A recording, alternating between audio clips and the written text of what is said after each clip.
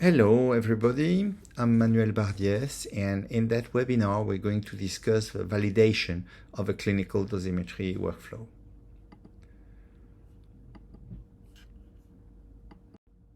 Here my declaration of interest. Okay, we've seen that figure before. This is the clinical dosimetry workflow. We know that the clinical dosimetry is a sequence of steps, and all the steps should be treated with the same care. So the question is, clinical dosimetry software. Most often it's image-based. It usually addresses some part of a clinical dosimetry workflow, but not necessarily all of them. And this software that you can find on the market can be academic software or commercial software. So some example of academic software, so we're going back in time. So this is RMDP from the colleagues from the Royal Marsden in London in the end of the 20th century. This is at roughly the same time 3D IDEA from the Memorial Sloan Kettering in New York. This is IDAC DOS, so it's a model-based dosimetry software that's freely available. MurtCalc, which is also model-based and also freely available. You can download it and use it.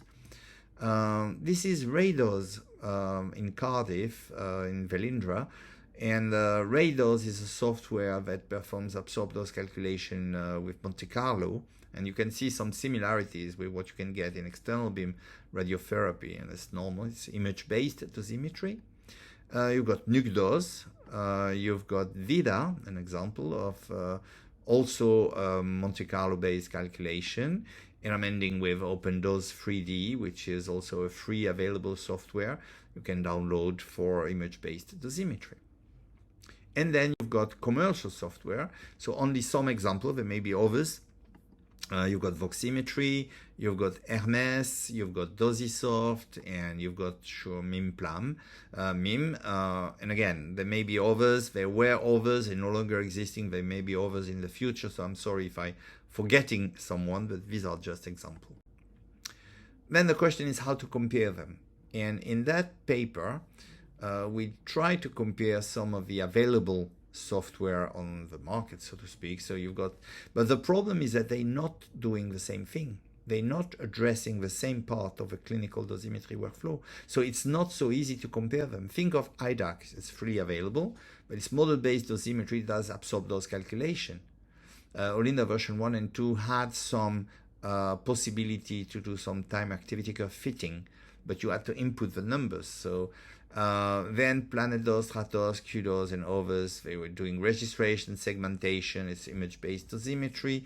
Hermes and G dosimetry toolkit is no longer available, but they were doing reconstruction, and not all software do reconstruction, right? So again, it's very complicated to compare software that because they do not do the same steps in the clinical dosimetry workflow. In that next article, De La Gala and collaborator, they compared also software, you can see. So software for molecular radiotherapy or for selective internal radiotherapy. You can have a range of those software that were all commercial software.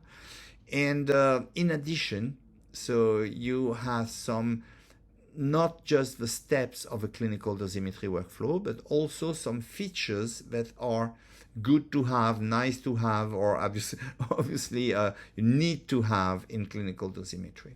So I would just like to point at this. For example, here, this is the registration and in yellow segmentation. You can see the different software implements registration and segmentation in a different order. Same with time activity curve integration and absorb dose calculation, depending on the software, is not done in the same order. And then you've got, DICOM import, DICOM export, DICOM RT import and export, and so on. And that is also depending a lot on the software. So the message here is not all software are doing the same thing, so comparing software is not so easy. So also from the same example, from the same article, I'm going to go very fast here. Software that are doing reconstruction, software that are doing registration, software that are doing the integral, the fit from 0 to the first time point, and then how they extrapolate after the last time point. and then the absorb dose calculation algorithm that are implemented, and again depending on the software. So what are the tools or data for clinical dosimetry benchmarking? So first of all, there is something that is well known from physicists. It's a phantom. So you can use phantom, you can use models, and you can use patient data. And so we're going to see in the next slides for the use for the kind of tools for which part of the clinical dosimetry workflow. So which tool for which step? So I would say that phantoms, it's very good because it allows real measurement. So it really is for measuring the accuracy of a given procedure. So it's mostly used for the calibration step and for activity determination, for example. Phantoms are used a lot in that context. Then patient data. Patient data, it's a better representation of real life, obviously. But there is no ground truth because you don't know really the variable that you're measuring, and you don't know the truth, the results, the real results. So it's cool for precision, but not so much for accuracy. And but still, patient data can and must and is being used for assessment of registration, of segmentation, and also for the end-to-end clinical dosimetry workflow, if you want to benchmark the whole procedure. And then model data. Model data, it allows you to have a control geometry with activity and density. So you can always argue that it may or may not be realistic enough, but still, I mean, models have been used for absorb dose calculation, verification, comparing different software on the same control geometry. Also for time-integrated activity determination, you can have models where you master everything, the variation of the activity in time, and see how good your fit and integration. So the three phantoms, patient data and model data, are useful for different steps of the clinical dosimetry benchmarking. So this is my current view of what to use for what. So for precision or for accuracy, and you've got calibration, activity, registration, segmentation, time-integrated activity, absorb dose calculation, and end-to-end clinical dosimetry workflow. And so at the moment, I would say, yeah, for calibration and activity, obviously use phantom, use patient for registration, segmentation. I don't know how to assess the accuracy of these steps, so you will have only precision. Then for time integrated activity and absorb dose calculation, you can use models, and for the end-to-end clinical dosimetry assessment, I would use patient data, but just for precision. This can be debated, really, and that situation may evolve. So here's an example of phantoms. We've seen that in a previous lecture. So this is a 3D printed phantom of kidneys, and interesting, but you also have here liver and spleen to benchmark activity quantification. Then the SNMMI dosimetry challenge. So these are the three papers published so far. So the first one describes the design and the early results, and then the variabilities, and then contribution from calculating the absorbed dose from time integrated activity.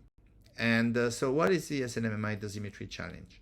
The SNMMI dosimetry challenge is proposing everyone to process different data sets at different modalities and at different stages.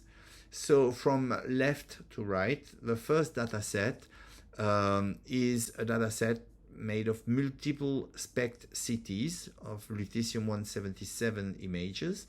And so it allows the user sort of complete freedom based on reconstructed images to perform dosimetry. So all the clinical dosimetry workflow starting from reconstructed images. Then you have the equivalent, but only with planar images. That's the second challenge. The third one is the hybrid approach with several planar acquisition and one quantitative SPECT CT. Then the fourth and fifth are just variants of the first one. So you have quantitative SPECT CT images, but for the fourth challenge, you're given the volume of interest. So that's one source of variation that is removed.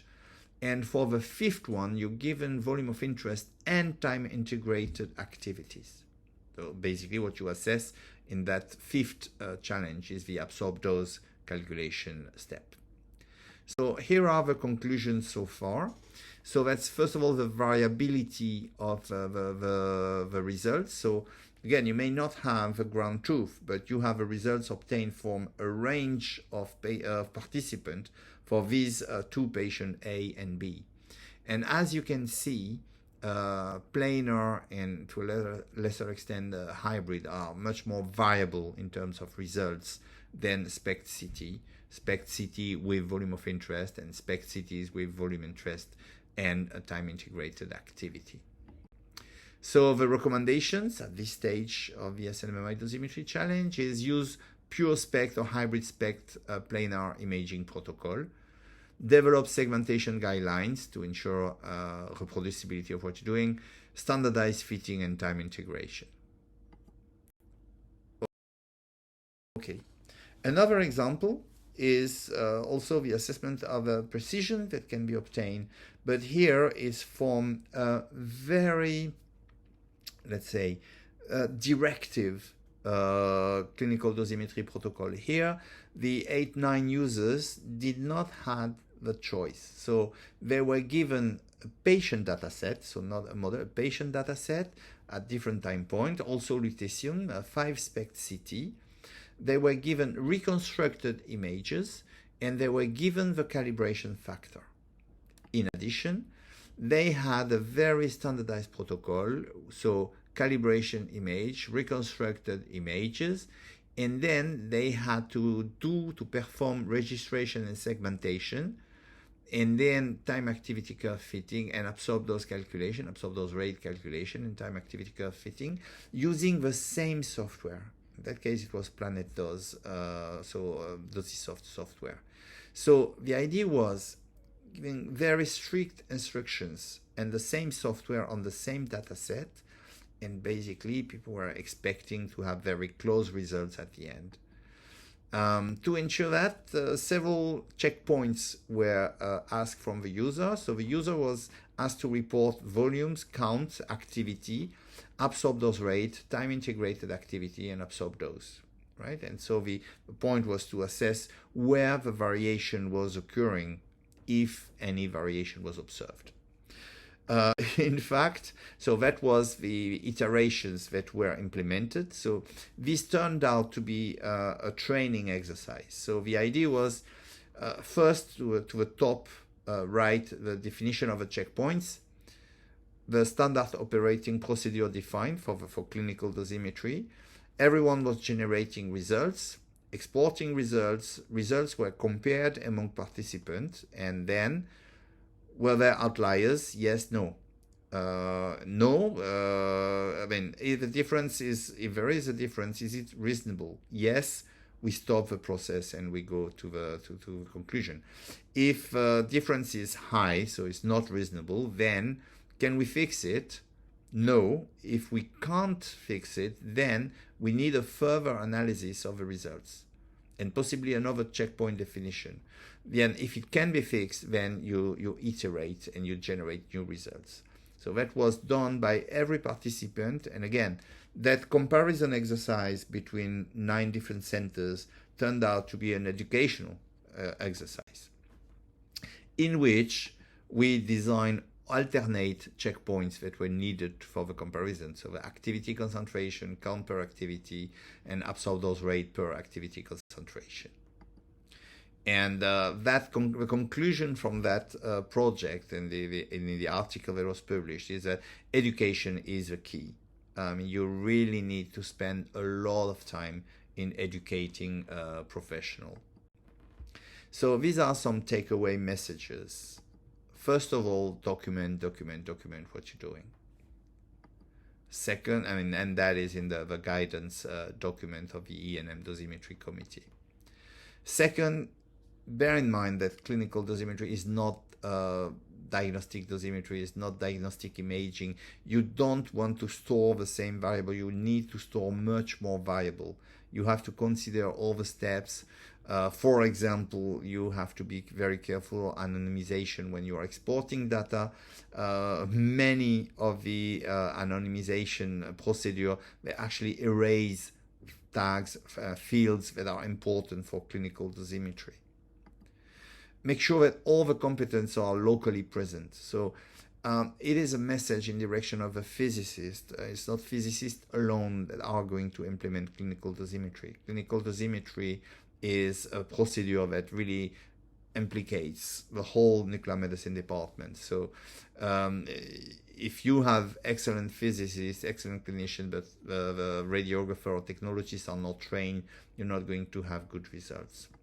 So you really need to train people at the level for what they should do, and to network, to make sure that everyone is aware of what they should do.